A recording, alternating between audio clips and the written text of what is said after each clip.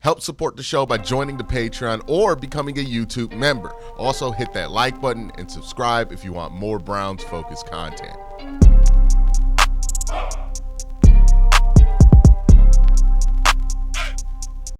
This was an impressive win by the Cavs, not because the Phoenix Suns are this amazing team. They're one game over 500 now, no games over 500, but they are a very talented team. For a Cavs team that's short Karis LeVert, that's short Evan Mobley, most importantly, we had to give Tristan Thompson 23 minutes in this game. For this Cavs team to be able to put on the performance that they did against the Suns and basically just obliterate them. Last time I checked, I'm recording this before the game officially ends, but last time I checked, the Cavs were up by plus 30. This is this Cavs team playing at their base ability, right? And I'm going to continue to say it, and hopefully we get to the NBA Finals and we're saying it in the NBA Finals as well. When the Cavs play defense, they are the best basketball team in the NBA. They are untouchable when they play good defense. When they don't play good defense, that's when all the chicanery happens. But when they play good defense, they are one of the best teams in the NBA, period. They did a fantastic job defensively in this one. From where it looks like they're going to hold the Phoenix Suns under 100 points in this game. They completely locked them down in the third quarter, in the second and third quarter, only allowing 19 in the second and 24 in the third. And look, when the Cavs get these blowouts, it's usually because in that second or third quarter, they clamp it down, right? That's been where this team turns up the power. First quarter, almost always going to be 5-point game, close game, something like that. But the second and third quarter really determines where this game's going to go for the Cavs. And when they lock in and they play good defense, they are always going to win by a significant margin versus most teams that they go up against.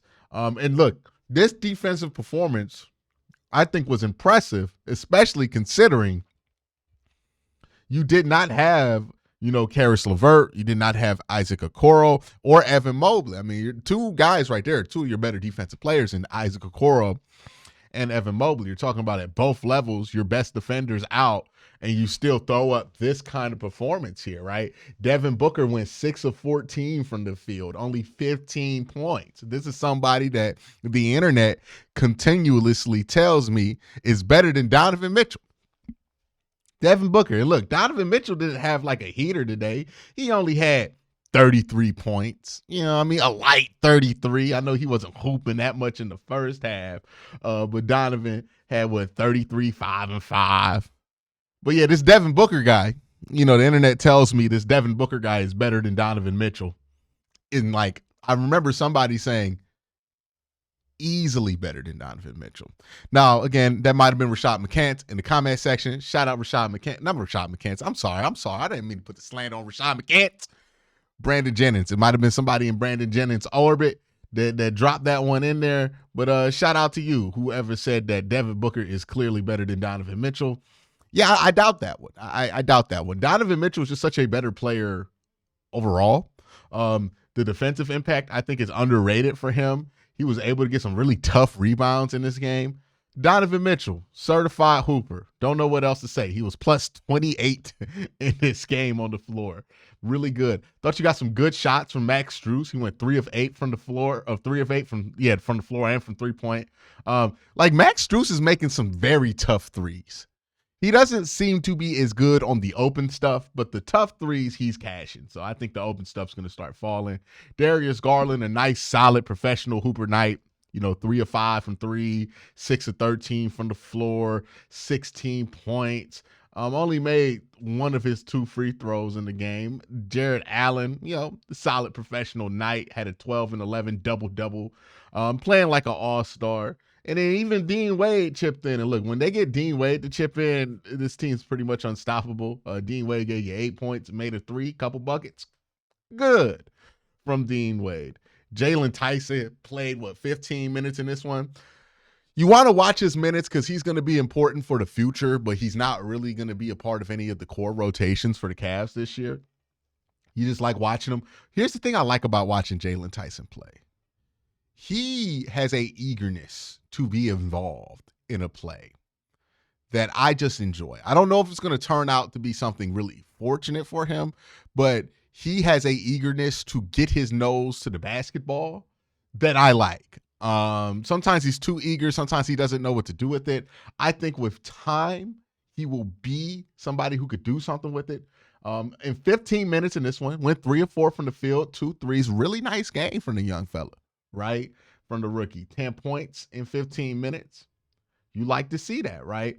You got to see a lot of George Niang in this one. I thought George has had himself a nice couple of games. The question for me with the Cavs and George Niang, right, is the buyout market. Do you seek somebody who could potentially replace George Niang in his role, or are you confident in the benefits of having George Niang in that role that you don't want to make him feel threatened for that role? Because he's played good in that role for the most part. But I think if you're looking at buyout market, you're probably not going to get a wing in the buyout market. Like, those guys usually don't pop up. You can get a guard, maybe a backup guard. You got plenty of guards. I don't think the Cavs would be in the guard in the guard buyout market. But you usually can get like a stretch big, right? Like maybe a stretch big will pop up. That's the question I think the Cavs need to answer. If a good enough stretch big pops up, do you look into that to potentially kind of usurp the role that Niang has here? Or has Niang played well enough in this role? Y'all let me know what y'all feel in this comment section, that you feel like that's not necessary and you trust him in the postseason. That's going to be a big question, right? Are you going to be willing to trust that George Niang is going to continue to look like this when you need him the most? It's tough because we've seen George do some outrageously horrible stuff as a Cavalier in his short time here. But in this role, I think there's reason to believe he could be much better than what he's been. Thought Sam Merrill played especially well in this one. 22 minutes, 3 of 9 from the field, 2 of 6 from 3. I just don't understand why those threes don't go in at a higher rate for Sam. The looks are there.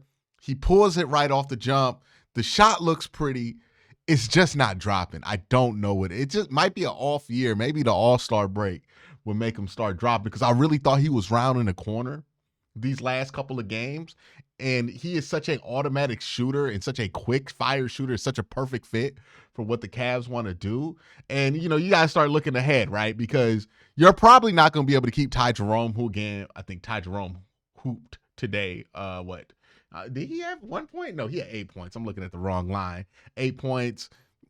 Ty Jerome's a bucket getter, right? Especially off the bench. And I think Ty Jerome's really the secret sauce to what the Cavs are able to do with these rotations, because they always have somebody who could score opposite of Donovan or Darius, because you have Ty Jerome, because you have Karis LeVert. It just enables so much there. And I think Sam Merrill is going to be one of the guys that are going to be important to look at to replace that, right? Sam Merrill and Craig Porter, they're going to want those guys to be kind of next up once some of these bench guys are ready to get bigger deals with other teams. So you got to keep an eye on them in games like this where you're blowing teams out to see if you can maintain that. And then Tristan Thompson played a ton in this game. He played 26 minutes. And I thought, despite the fact that he did nothing for you offensively, which, again, it's Tristan Thompson.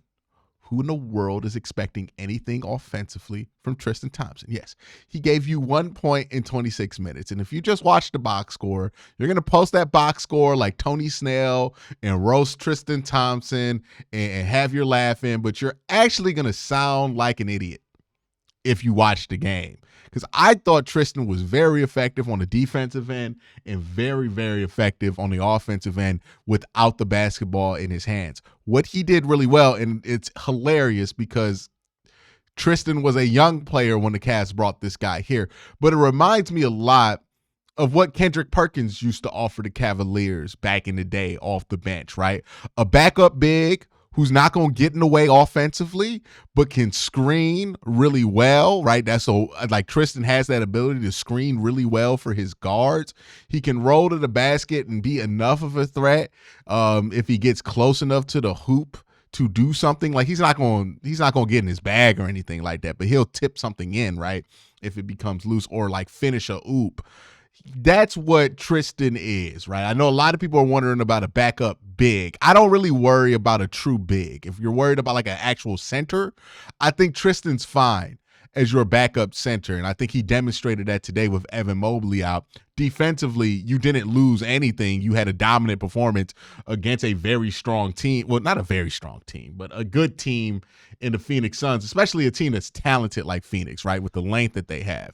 So I don't think I worry about having a backup center. I think I worry more about the stretch big question, right? That big we're going to play at the 3-4 that needs to shoot threes, but also be a defensive threat.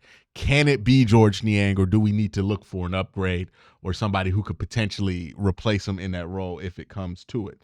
That's kind of where I'm thinking at when you're looking at some of the small adjustments that the Cavaliers can make. But I thought Tristan kind of showed himself to be a nice, positive defensive presence out there. He's not going to do anything offensively, but what? He had 10 rebounds, 3 assists, a point, and a steal. I'll take it. That's fine. That's exactly what I want from Tristan. I do not want Tristan taking up any shots, to be honest with you, because there's so many other players that can get a shot here. But when he's out there, he can screen really well. He can box out, he can get a rebound, he can get a putback if he needs to. And that's exactly what you want from your backup big. So I think Tristan really good for that role. I'm not worried about that one.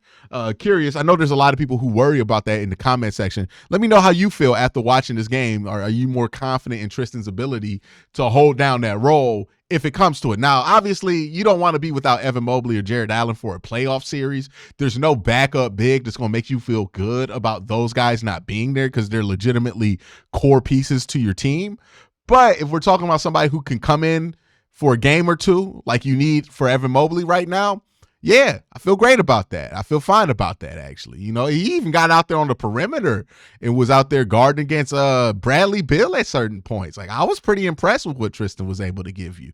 Now, is Tristan going to give you that every night if you're playing him all the time? No. But the benefit that the Cavs have, because they're so deep, they barely have to play Tristan Thompson. Tristan Thompson ain't played like in the last 2 months serious minutes with the Cavaliers. So when they do play Tristan Thompson, he's able to do stuff at a higher level than he usually would if he were part of the rotation on a regular basis. So I'm pretty happy with that. I love how the Cavs have responded from losing that game to Oklahoma City. They could have let that turn into something that, it was looking like it had a chance to, right? The Cavs weren't shooting the ball well. They weren't playing particularly great basketball. They get blown out. How do you respond? And I love how this team has responded to losses this year, right? It seems like winning as many games as they've had this year has had the opposite effect you would think on their psyche about losing, right? Because usually when you win that many games, you're like, we got 36 wins. It doesn't matter, right, that we lost the game. And that's how a lot of people go through it. But to this Cavs team, it feels like they have 36 losses, and all 6 of those losses, it feels like they take extremely seriously, which is a good sign, right? It's good coaching by Kenny Atkinson.